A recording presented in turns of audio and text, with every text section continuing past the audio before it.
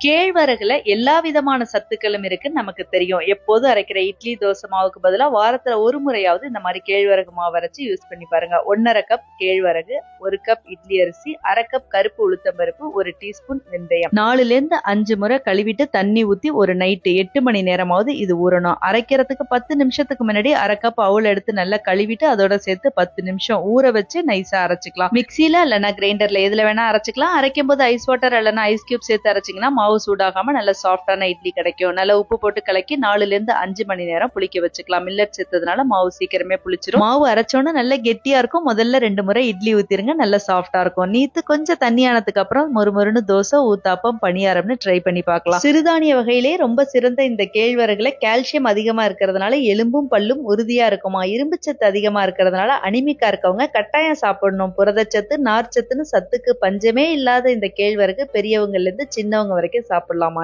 Try பண்ணி தான் பாருங்களேன். Download ShareChat.